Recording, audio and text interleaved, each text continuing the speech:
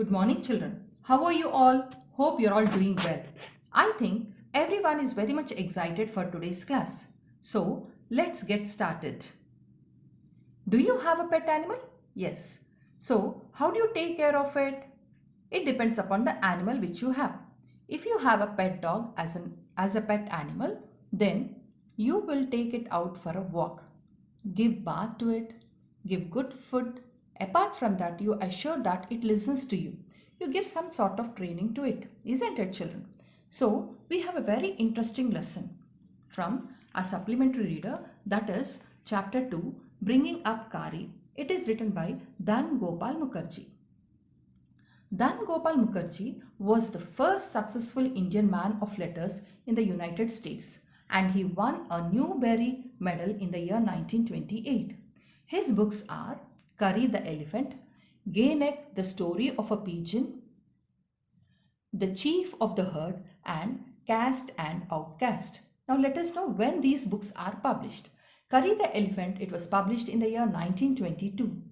Gay Neck, The Story of a Pigeon in the year 1927. Caste and Outcast in the year 1923. The Chief of the Herd in the year 1929. Now open your supplement reader to page number 7 and look into your book, children. Curry the elephant was 5 months old when he was given to me to take care of. I was 9 years old and I could reach his back if I stood on tiptoe. So here, what is the name of the elephant? Yes, it is Curry, and its age is just 5 months. And he was given to me. Me refers to the author. So why it was given to the author? To take care of. Take care of means to look after. So when the author was just 9 years old, he was given Curry the elephant, that which is just 5 months old, to look after. And I could reach his back if I stood on tiptoe. So I could reach his back refers to the elephant's back. So if he is on tiptoe, that is on the toes, you can see in the picture. So if he is on the toes, then only he was able to reach the back of the elephant. He seemed to remain that high for nearly 2 years. So that high refers to, for 2 years it was that particular height, and he used to raise his toes, or he was on the toes to reach its back. Then we grew together. That is probably why I never found out just how tall he was. So both of them grew together, children. And as both of them grew together, he did not even know how tall he was compared to this Curry. He lived in a pavilion under a thatched roof which rested on thick tree stumps, so that it could not fall in when Curry bumped against the poles as he moved about. Means here you can see the pavilion. So here pavilion refers to the tent or the shed of this Curry. And this Curry's shed, it was under a thatched roof. You can see the roof. It is thatched one. Thatched roof here, it refers to the roof which is made of dry grass. Okay, and which rested on thick tree stumps. So here you can see the four stumps. So on these 4 stumps, this thatched roof was there.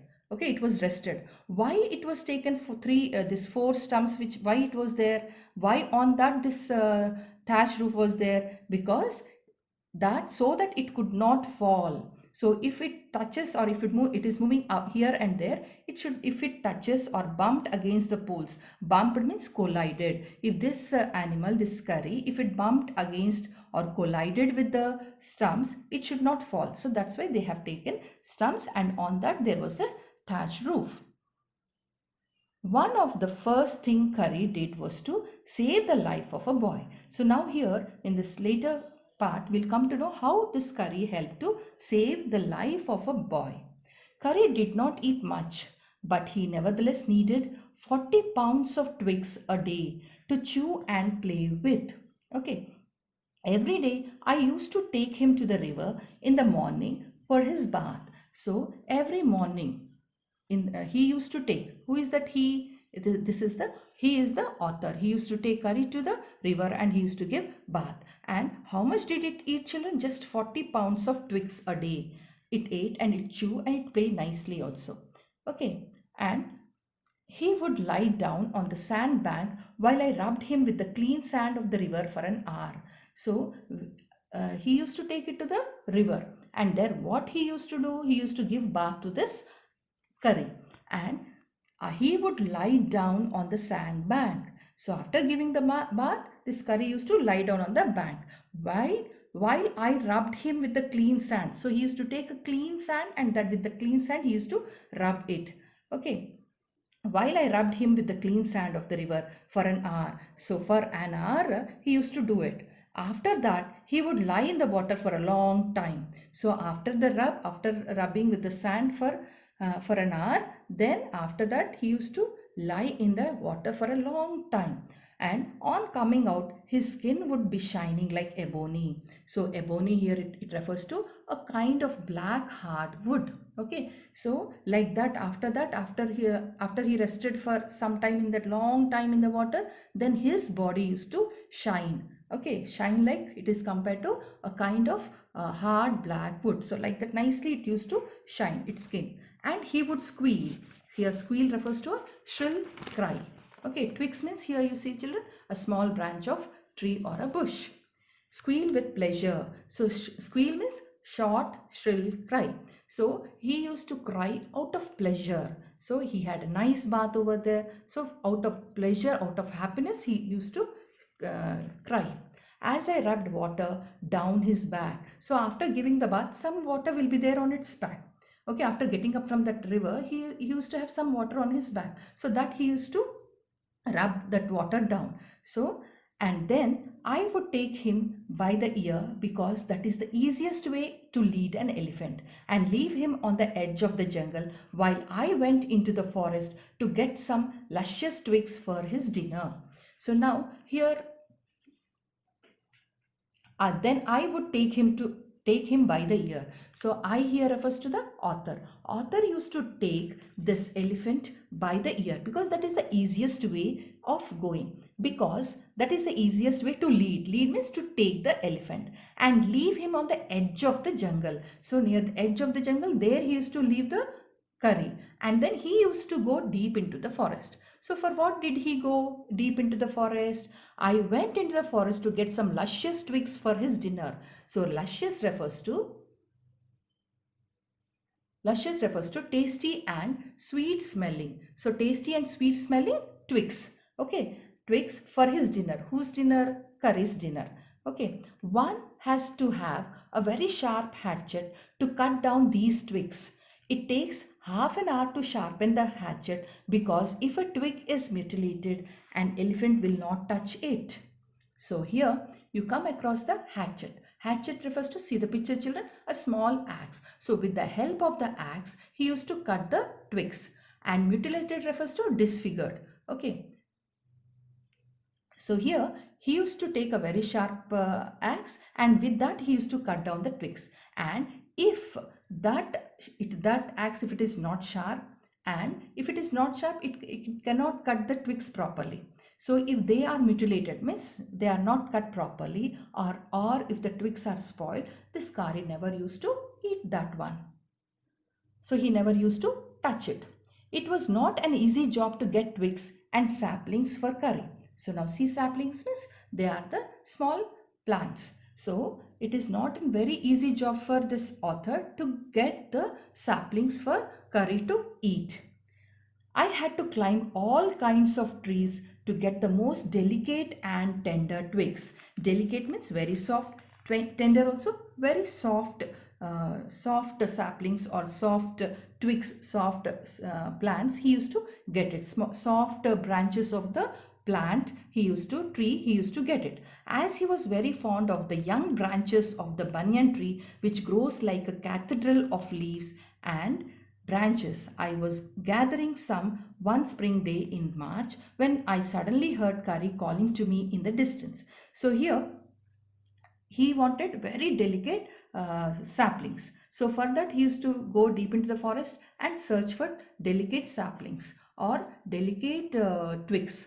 And here we have a word, cathedral of leaves. It refers to like a high ceiling. So like a high ceiling, the leaves are there, and that cathedral of leaves or of the banyan tree, that he used to love.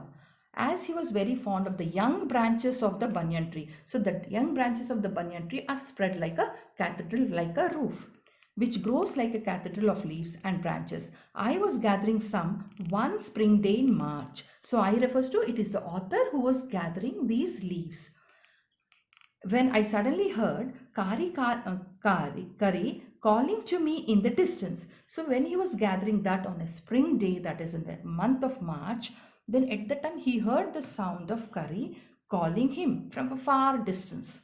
As he was still very young, the call was more like that of a baby than an elephant. So the calling this Kari, which was calling this author, that voice was very soft, and it was very still young. That voice was not like an elephant's voice. It was really, it was a baby. So that voice, it was very soft. I thought that somebody was hurting him. So I came down from my tree and ran very fast to the edge of the forest where I had left him. But he was not there. So before going into the forest, children, he has dropped it, or he told that Kari to be at the edge of the forest. And he went inside. For what did he go? To cut the twigs of the tree. For that he went inside. So when he heard the cry, or when he heard the Kari calling him at that time, he just ran back, and he had seen at the edge of the forest. There it was not there. So he was afraid what has happened to Kari. I looked all over, but I couldn't find him. I looked, here refers to the author. He looked everywhere for the elephant, but he couldn't find anywhere. I went near the edge of the water, and I saw a black something struggling above its surface. Then he went at the edge of the river, and there he saw on the river, on the surface of the river, something was struggling. So something which was looking black. Then it rose higher, and it was the trunk of my elephant. So later, after struggling, it rose little bit upper. Then when it rose little bit up, at that time he had seen it is the trunk of his elephant. I thought he was drowning, and I was helpless because I could not jump into the water and save the 400 pound of him, since he was much higher than I. So he was very helpless. He thought that the elephant was drowning. So here the author thought that the elephant was drowning into the water, but he couldn't jump into the water and he couldn't save it because the elephant was very heavy. It was 400 pounds and also much higher than him. But I saw his back rise above the water, and the moment he caught my eye, he began to trumpet and struggle up to the shore. So what happened later? But I saw his back rise. Later the back of the elephant was rising above the water. And later this elephant, it caught his eye. So it looked at him. He began to trumpet. So elephant, when it looked at this boy, it started trumpeting. Trumpeting means refers to the cry of an elephant. And struggle up to the shore. So it trumpeted and it came near to the shore. Then still trumpeting. So it came near the shore, and on the bank of that river, who was there? It is the author who was there. Then still trumpeting. Still it was crying. And he pushed me into the water. And as I fell into the stream, I saw a boy lying flat on the bottom of the river. So what happened? So still it was trumpeting, and it went near to the edge of the river there, and there it had, what did it do? It pushed me. Me refers to the author. It pushed the author into the water. And when the author fell into the water, into that particular stream, he saw the boy. One boy was lying on the bottom, flat on the bottom of the river. So this boy, this author, he saw a boy who was lying flat at the bottom of the river. He had not altogether touched bottom, but was somewhat afloat. So he had not, here he refers to the boy. Okay, he did not touch the bottom, but somewhat he was floating. I came to the surface of the water to take my breath. So here this author, he went down. He saw that boy who was flat at the bottom. Then he was unable to control his breath. He came up, okay, and he took a breath. And then Kari was standing, his feet planted at the sand bank, and his trunk stretched out like a hand, waiting for me. So where was this Kari? On the bank. So there it was standing on the bank, and it stretched its what is this trunk, and that its trunk was like a hand and it was waiting for him. I dived down again. So here I refers to this author. He dived into that pool, into that stream, down again and pulled the body of the drowning boy to the surface. But not being a good swimmer, I could not swim ashore and the slow current was already dragging me down. So here what happened? Again he went down. He lifted the drowning body of that boy to the surface, but he was unable to come to the shore. So when he was unable to come to the shore, why he was unable to come to the shore? Because he was not a good swimmer and he could not swim ashore with that drowning body, with that boy's body. He couldn't come it. He was just lifting it up. Okay, and he was unable to come. Why he was unable to come? Because he was unable to come to the shore and the slow current was already dragging me down. Slow current refers to the flow of water. It was slow, but it was dragging him down to the other part of the river. Seeing us drift by in the current, Curry, who was usually slow and ponderous, suddenly darted down like a hawk and came halfway into the water, where I saw him stretch out his trunk again. So seeing us here refers to this author as well as the boy. So who saw? It is the elephant. It is Curry who saw them. And as actually this curry is very slow and ponderous. Ponderous means very heavy. So even though it was very slow and heavy, suddenly it darted. Dart means rushed. Where did it rush? Rush into the water like a bird of prey. Like a bird of prey, it has darted into that water. It came halfway into the water and it has stretched out his trunk for a help to the author. I raised my hand to catch it and it slipped. So the author, he raised his hand to catch the trunk of the elephant, but it slipped. I found myself going under the water again. So again the author felt that he found himself that he was going down the water. But this time I found that the water was not very deep. So now he felt that the water was not that deep.